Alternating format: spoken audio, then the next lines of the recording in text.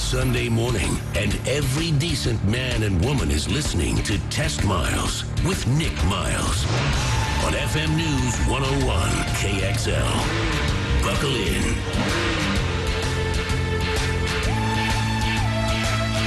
Sunday morning, time to talk cars for the next 60 minutes on your weekly automotive radio experience. I'm Nick Miles. You're listening to America's automotive radio show, Test Miles, locally created, nationally celebrated. This morning's team includes Misfits, Rapscallions, and Ne'er-Do-Wells, Genya the intern, Sean Walker, Old Man Brad, and Oli the Viking Volvo seller. Now, this morning we have a special guest in studio, and rather than wait until later in the show, we're just going to jump right in. He is a local racing phenomenon. That's what I was told, because I'm not very clever with racing, so I have to admit that off the beginning of the show. His name is Kyle Keenan. Kyle blew into the racing world a few years ago. He's won loads and loads of titles. He has the SCA Major Series going on, and he's pulling stunts and upsetting people who everyone thought was going to win racing, and he kicked their backside, basically. Is that true? Is that all right? Did I get it right? Yeah, I'd say for the most part. So let's start at the beginning. Welcome to Test Miles. You upset everybody in the racing world because you kicked their backside with a little Kia Rio 5, and nobody expected you to do that. Is that right? That's correct, yeah. So what races have you won? Well, we started 11 total races with it last year and won 10 of them, qualified on the pole, which is first for 9 of them, beating out all GM, Nissan, and Honda's factory drivers in the process. So, did they all go home crying? I hope so. You have no regrets, and you're not upset about it at all, are you? No. So really. You left everybody in your dust, and you walked away with what was the title? We walked away with the SCCA National Championship for the B-Spec category. Yeah. Look at that. Right from Vancouver. Is that where you live? Yeah, I was in Vancouver. Just moved to Gresham last week. All right. One step up or one step down? That's a move up. Yeah, it's a move up? Yeah. All right, just checking. So, Kyle, tell me a little bit about the class. So what, this B-Spec class, what is it? What do you race against? I mean, Kia Rio, that's the smallest Kia they make. Yeah, and so basically this class, they race against cars like the Chevy Sonic, Mazda 2, Ford Fiesta. It's basically all the auto manufacturers got together and decided we want to make a racing series for the front-wheel drive, kind of lower horsepower classic cars, and so far it's been a pretty big hit. So, and where are these races take place? The 11 of them, are they in all around the country, or are they concentrated in California where these cars are popular? Well, they're all up and down the West Coast. We race, I think, 4 races in California, and then 3 races in Portland and a couple in Washington. It's all a blur, isn't it? It's like this whole year has been a blur. Yeah. I mean, everything's just happened so fast and so unexpected. So I just haven't. I don't know. I'm still like sinking in. So it's not cheap. How do you fund that?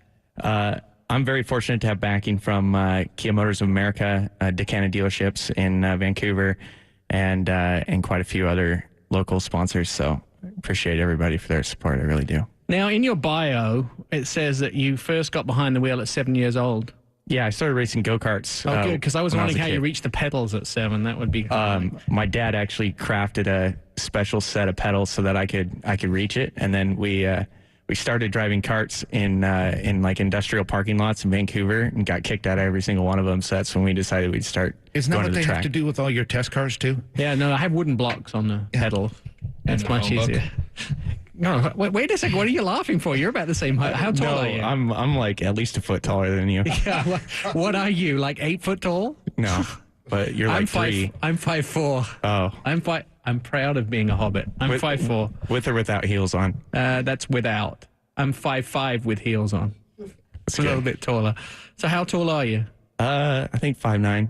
All right. Really? Yeah. All right. I think Brad is the tallest and the oldest one amongst us, right? You're 6'1". It's and I can tell you, thank goodness that car companies now have adjustable pedals. Yeah. Because there's only a few cars I can't drive now just because of only being 5'4". And one of them, interestingly enough, is a manual Jeep Wrangler because I can't push the clutch all the way down to the floor. That's when I have to have the wooden... I'm just kidding. So what's for you next? Where are we going with this career? What's going on? Are you Formula One in your sights? Or there's a few classes between you and Formula One? Yeah, I just got back from the Formula One race in Where was it? Australia? I'm kidding. No, I'm going to run the Pirelli World Challenge part-time this year, which is like the next step. It's a big pro series, a lot of manufacturer backing, and going to run there for a couple races just to kind of test it out. Ran it a few times in 2013, but for sure hoping to go down and defend my national championship. This year, the national championship is going to be in Daytona at the historic Daytona racetrack. So looking forward to that. It's easier once you've won one, isn't it? Because you don't have to quite work as hard to get to the second time. Ask me again in like 9 months. All right. I get it. How'd you get into like the Kia Rio racing? I mean, when I think Kia Rio, I don't think performance racing whatsoever. Yeah. It's actually kind of a funny story because a friend of mine bought the Kia Rio as a street car. And at the time, I'd been kind of following this B-Spec class, but honestly, I hadn't been too enthused about it. And so he started building this car. His name's Morgan Peets, and he's a Kia tech. He's an amazing guy.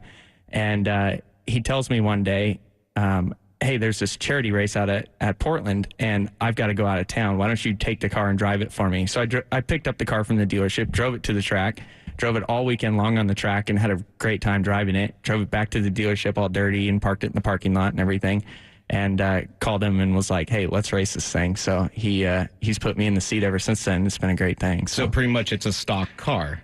Yeah, it's a stock Kia Rio for the most part, but it's got safety modifications, and the main modification is a different suspension package, which allows it to handle better. But for the most part, yeah, it's a stock engine, stock transmission, stock everything for the most part. So I think I have this right, that if you win, you're penalized every race? For the most part, not necessarily every race. Sometimes you can go a couple weekends, but yeah, I mean, if one car stands out as being a little bit more dominant than the others, they'll penalize it with restrictor plates or like a weight penalty and stuff like that. So the better the driver, technically you're penalized for that. Does everybody get a trophy at the end of the series, or no? What do we do? It's not like school. It's like T-ball. Yeah, the T-ball.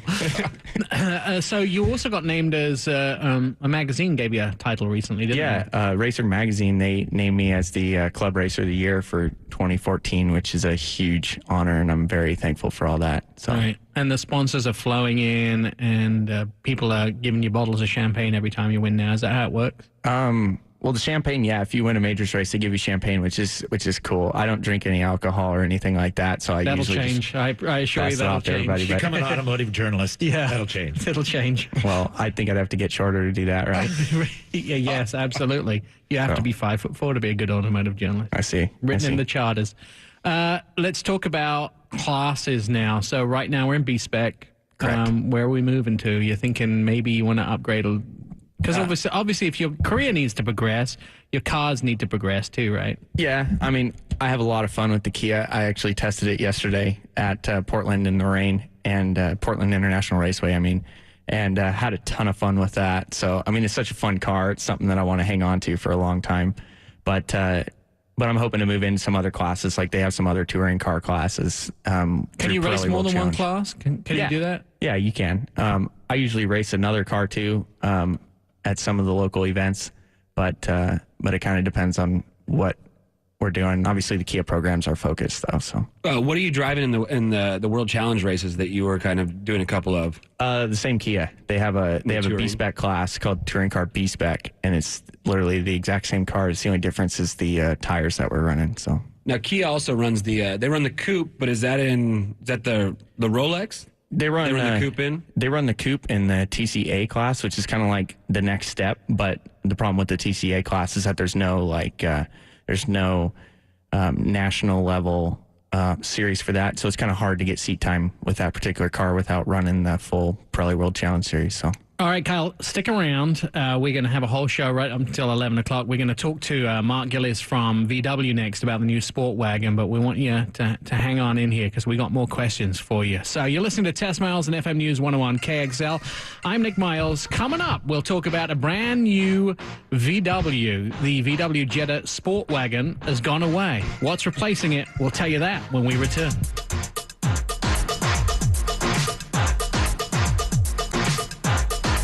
Test Miles on FM News 101.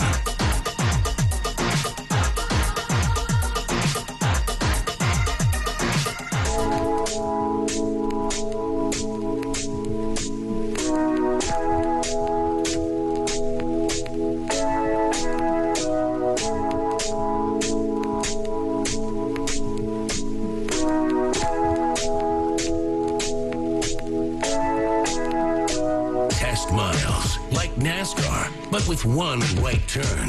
TestMiles.com. Welcome back to Test Miles at FM News 101 KXL Automotive Radio Show live from our studios in downtown Portland. For the latest automotive news, you can follow us on Twitter at TestMiles. So, Nick, here's a fun fact with which you can impress your friends. Ferruccio Lamborghini chose the bull logo for the Lamborghini because his astrological sign was the Taurus. I guess good thing he wasn't a Pisces or something. But the factory also names many of its cars after fighting bulls, including the Mura, Diablo, Gallardo, and the Murcielago. There you go. I'm a Taurus, too, sort of. I'm half and half. On the cusp. Yeah, I'm on the cusp. All right, based in Germany, Volkswagen arrived in the U.S. in 1949. They have since become one of the most recognized brands on the road. The iconic Beetle is the best-selling single vehicle model in history and remains one of the most identifiable vehicle productions. VW have had a long history incorporating diesel technology into the lineup and leading the charge, bringing modern clean diesel to the U.S. But VW have also another very important smaller segment of the market, the compact sport wagon. And the Jetta Sport Wagon has been a huge hit around the U.S. The VW Jetta Sport Wagon is going away. But don't panic, it's being replaced by something that's very exciting, the Golf Sport Wagon. And joining us on the phone is Mark Gillies from the VW stable. Mark, welcome to the show. So a brand new wagon for you guys. Yeah, that's right. 2015 model. It's going on sale in dealerships in early April, basically. We're excited. It shares the same architecture as the Golf family, which has done really well for us. We won 2015 North American Car of the Year and 2015 Motor Trend Car of the Year, which was great for the Golf, and the sport wagon's basically underpinned by all the same running gear. So are Americans buying wagons? Because, as auto journalists, we spent some time with you in Austin, Texas this week, taking a look at the vehicle, test driving it, getting in and out of it, and finding all the sort of the niches of things that we love about the vehicle. But as a journalist, and journalists overall tend to love wagons, but are Americans buying wagons? Well, I'd say they're buying wagons, but they're the tall variety on stilts known as compact crossovers. I mean, wagons historically were a big part of the market in the 70s, but today, they're a relatively small part of the market. The sport wagon does well for us. With the Jetta Sport Wagon, we sold about 20,000 a year, but obviously the compact crossover market, there are cars out there doing, 250, 300,000 units. So that gives you an idea of where wagons are compared to small SUVs. I think for dog owners especially, and for me, I like the idea of a wagon because you don't have to get the dog up so high, and especially with, I got big dogs, it's like... and the fact I'm 5'4" too, it's easier to climb in. Here's the tall jokes start here, Mark, by the way. They make fun of my height. All right. Yeah, I mean, I like it, but Americans, so there's room for it to grow, is what you're saying.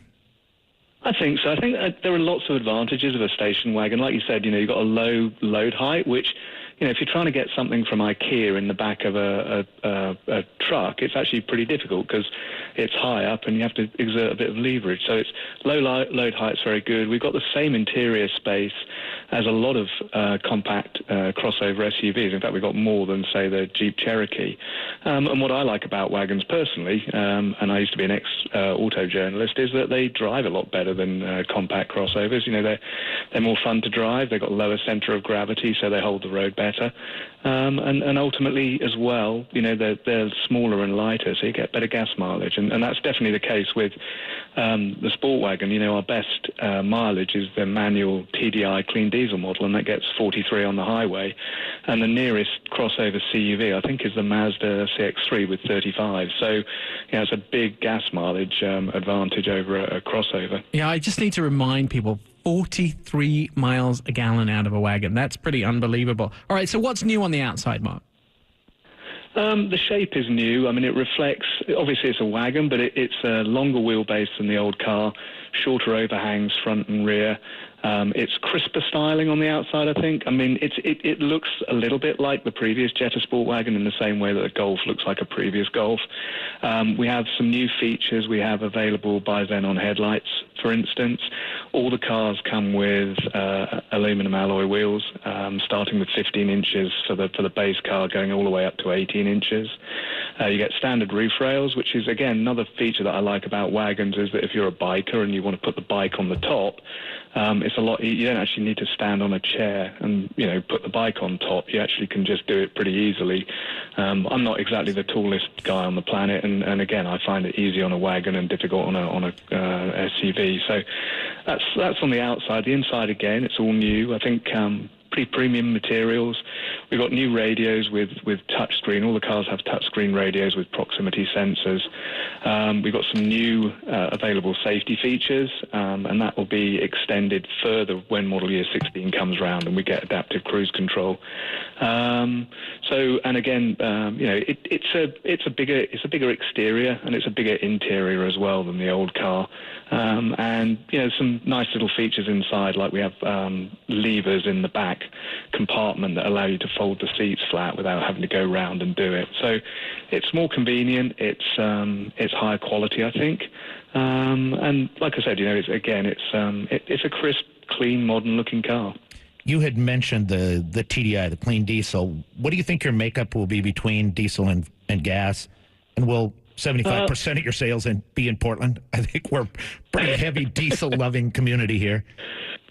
Yeah, I mean, in the past, Sport Wagon was selling around 78-80% of Sport Wagon sales. We expect the 1.8-litre gas engine to do a bit better this time because the gas mileage is 36 on the manual version. So it's got better gas mileage than the old one, but we still think it will be very heavily TDI. The Sport Wagon is a bit of a niche vehicle, but there's a real hardcore group of buyers who want the car and they want a TDI, and nobody else, offers that particular combination. How many do you have to sell for this to be successful for you? I mean, you said a niche vehicle. How do you determine whether you're going to move forward and keep producing it? Oh, I don't think there's any doubt we'll keep producing it. I think, once we add an all-wheel drive version to the lineup, which our CEO has mentioned in the past, I think we'll be able to hopefully nick some sales off of Subaru. We like I said, we've been doing about 20,000 Sport Wagons in the past, and we'd obviously like to do more than that, but, we'll just see what the market decides at the end of the day. VW really moving forward with this compact wagon, and is there any competition with it? And what I mean is, if you take a look at this car, I sat with a journalist in Austin saying, what is the competition for the Golf Sport Wagon? And there isn't one. I mean, I can't come up with another car that is in the same class. We talk about the competitive set being Subaru Outback, the Subaru Crosstrek, the Toyota Prius V, because obviously that's got really good gas mileage, but it's not as big inside.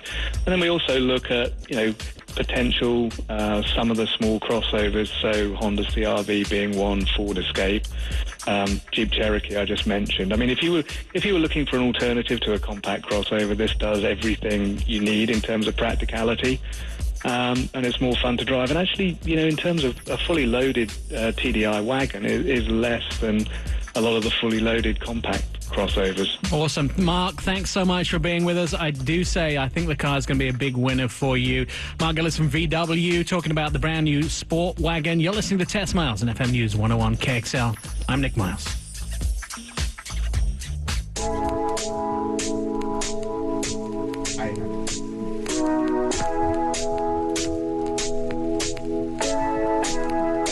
Throw it in neutral and coast in with TestMiles.com.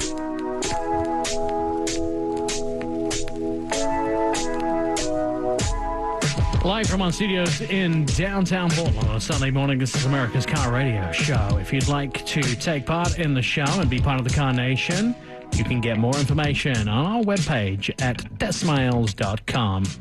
Here's a fun fact that you can impress your friends with. The Acura NSX, or the New Sports Experimental, was the world's first car that was produced completely with aluminum. It was billed as the everyday sports car.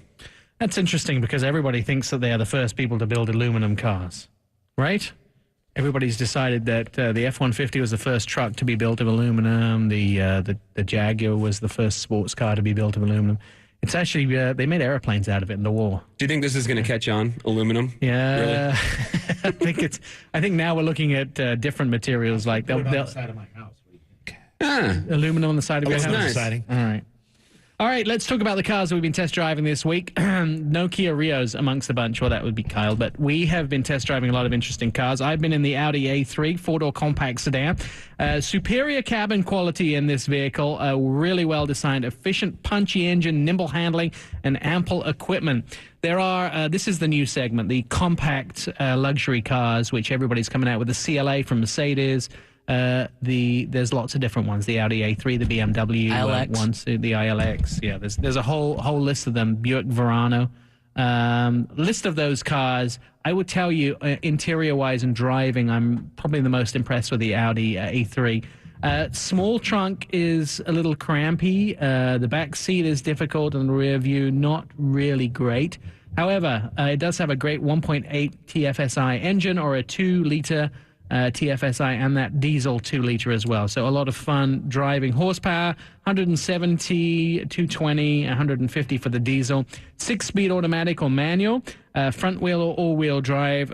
Fuel economy is not as great as you thought it would be. About 36 miles a gallon combined. A top of 43 in the diesel, which is kind of good. And its competition, I think the best-looking car in that class is the CLA, which is the Mercedes. Clearly exterior-wise, but interior and driving, as I said, thinking the A3 is a really great class. So let's talk about the levels. They have made so many different trim levels in this vehicle.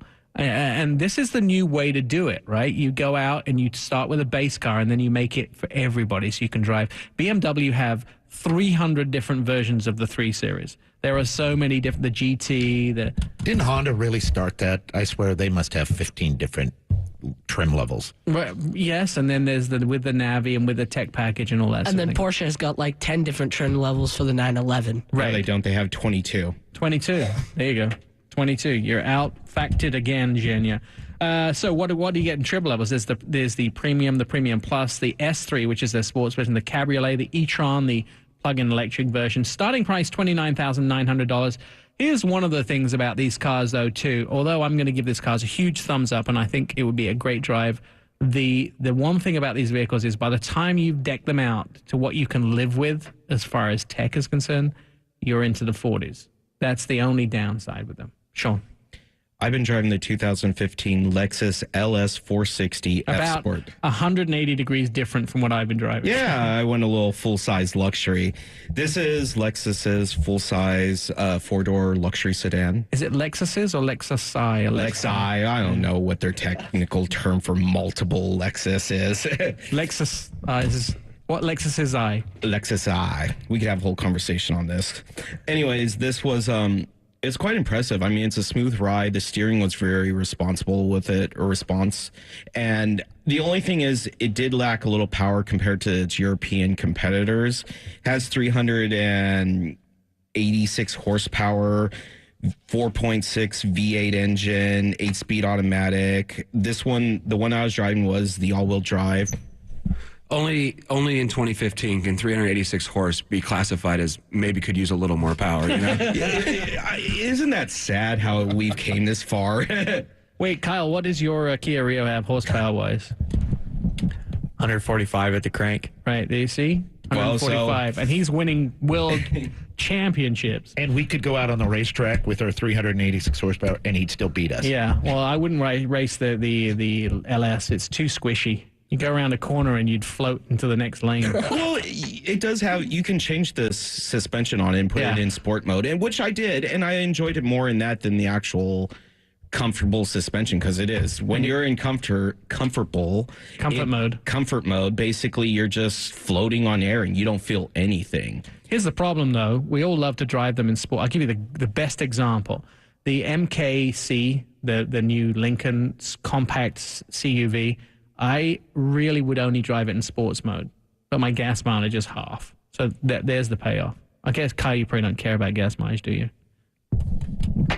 Our Kia will get about 13 miles a gallon on the racetrack while winning races, so and I'm happy with that. 42 miles a gallon if you drive it normally on the street, right? Yeah, like yesterday driving in the rain, I drove for over an hour and a half, burned less than 5 gallons, which is pretty much unheard of. So wow. All right, there you go. All right, Sean, sorry, continue. Oh, it's all good. Starting price for it is $80,870. My 2 ups and 1 down is a smooth ride and how responsible responsible. Responsive. Thank you. I'm tongue-tied today. It's having to walk a mile up here. Oh, yeah, because the Shamrock Run's going on. All right, what else? I love that. My only down for it is a center stack. It looks like it was made out of the 80s and needs to be a little updated. It's just plain and boring for this luxury of a car. Everything comes from this car and floats down to its lesser models and just wasn't impressive to me. All right, so they did a lot of the engineering ends up on different cars. Yeah. All right, Eugenia? I have a comment that we all found on the Lexus. It is way bigger than you think. It's a lot wider than you think. My mom parked in front of it, and when she went to pull out, and she told me, look behind us to see if there was any car coming, I could normally see it. All I could see was just the right headlight of the Lexus and no other nothing else. But it's a full-size luxury car. All cars are like that in that class. And you could fit 5 Kia Rios inside in the back seat. So not really, but it's they are definitely big. And compared cars. to Oli's Volvo, it was huge. His Volvo looked teeny right next to it. And that's a wagon too, your Volvo, right? What are you driving? The V70R? Don't take a jab at the size of my Volvo. All right, and we're done. That's it. Selling price $80,000. And what's his competition? Jaguar XJ, Mercedes SL, BMW 7 Series, Kia K900. But it still sells loads of versions of the LS460. All right, yes. Brad, were you driving anything this week?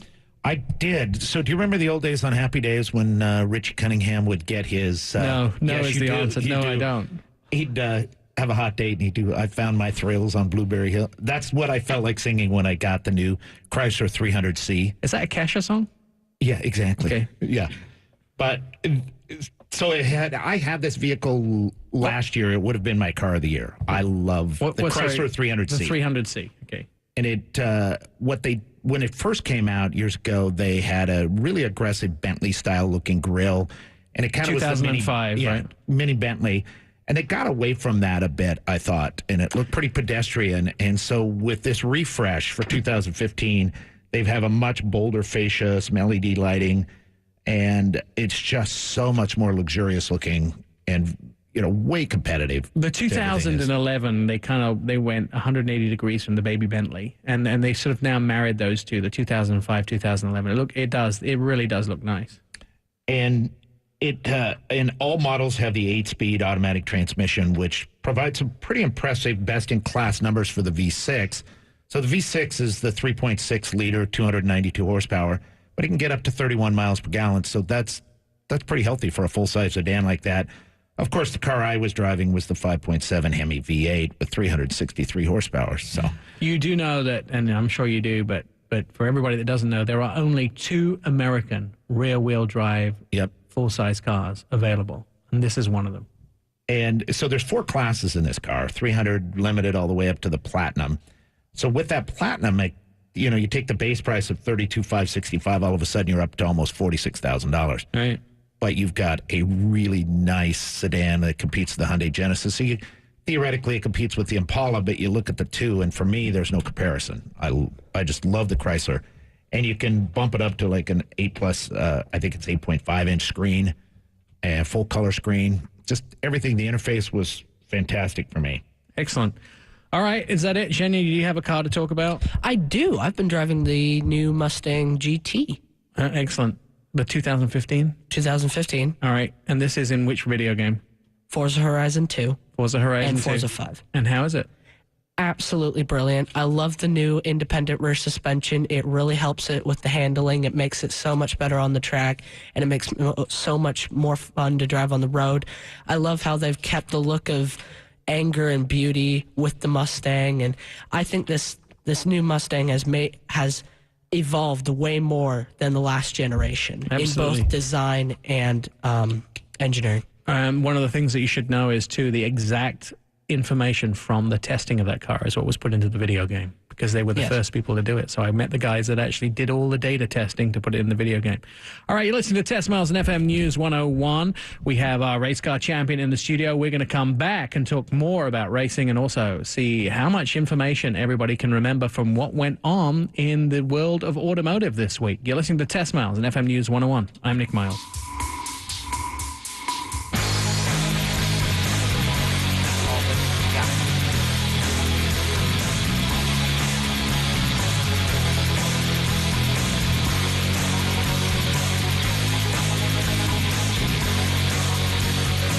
Test Miles on FM News 101.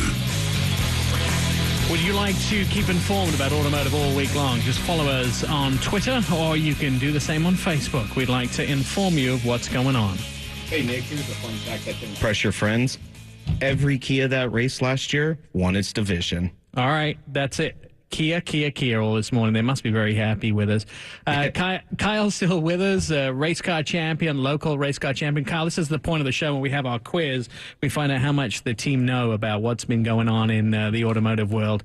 So let's start off with questions. What car manufacturer is recalling 64,000 vehicles for a carbon monoxide concern? Ding, ding. That's me. Brad has the analog buzzer. That's right. What's the answer, Brad? The old buzzer. So this is the Chevy Volt, and it's an interesting phenomenon. People are going into their garage and forgetting that their key in the car is on the electric cars, and then walking in the house and coming back out and getting carbon monoxide poisoning. All right. That's not very clever. So what they're doing is modifying the software. Ole and I chatted about this it doesn't really say, can't find out for how long, but they'll shut off after about 5 or 10 minutes. Right. That's a software upgrade, but all the Chevy Volts from, I think it's 11 to 13 being recalled, right? Correct.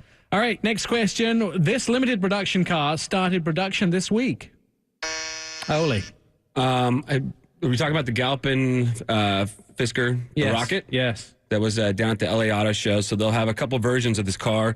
First one's coming in at $109,000. If you want the supercharged with 725 horse, it's $125,000, and maybe that's enough horsepower for Sean. Henrik makes pretty cars, but if he doesn't run the company, I think we're better. Yes, exactly. I need all the horsepower I can get. Remember, I have a 600 horsepower Vet, and I think that's not enough right now. Who will influence dramatic changes to the automobile industry in the next decade? Brad, there we go. Yeah, I'm back. Technically, it's women, but they've always been an influence into the automotive industry. 80% of sales only take place with a woman's say-so. So we get to thank, CEO Mary Barra from GM, but the women are leading the technology advances. Absolutely. All right. What company will announce 50 new or refreshed vehicles models for 2015? Wait, who was that? Was that Kyle? Kia? No, it's not Kia. Anyone else? That's actually going to be... Genya. Not Kia, Honda. No, is it No, Honda? it's not Honda. It's Volkswagen. Volkswagen's going to be coming out with 50 new vehicles, including the new Porsche. It's Volkswagen Group, sorry. But it's going to be... They're coming out with 50 new models, including the new Porsche Boxster Spider. All right. So now, what Japanese iconic car is getting a 1.5-liter turbo engine? Dang, I turned off my phone. Oh, this is what you wanted to say, Honda. Yes. Honda, the Civic is now going to get a 1.5-liter turbocharged engine instead of the current engine they have now. All right. What manufacturer is planning on having a third electric car by 2020? Sean. BMW is coming out with an i5 with success now with the i8 and the i3. Portland has an i5. Yeah. So is California and Washington. Right. So new i5 electric car, medium-sized, mid-sized sedan for them. All right. What sports car is about to hit a milestone? Genya. That would be the Chevrolet Camaro. All right. And what Chevy is saying is that this month they are going to sell they're hoping to sell their 500,000 Camaro, and I've been saying to you, everyone stop buying Camaros just to surprise Chevrolet. No, I don't think they'd be very happy about that. Final question this morning is, who is recalling their EV car to repair a Tesla system? Ole. That's the Toyota RAV4 EV that they had for 3 years. Apparently there's some kind of issue with the software can make the car go into neutral and it can't go anywhere, and guess that's going to be a problem. All right, that's Test Miles. Kyle, when's your next race? Next race will be first weekend in May down in Buttonwillow, California. But if you guys want to check out our Kia Rio race car, it will be on display at the Roadster show next weekend at the Expo Center here in Portland. Excellent. And will you be there? I will. I don't know what days I'll be in and out, but I'll for sure be in and out most of the time. People will just be waiting by the car to meet you. Good luck with your racing career. Well done. Awesome. And thanks for having me, guys. Appreciate it. Thanks for being on the show. You're listening to Test Miles on FM News 101 KXL. Follow us, Twitter, Facebook, and on the web at testmiles.com. We'll see you next week. I'm Nick Miles. Test Miles, like NASCAR, but with one right turn. TestMiles.com.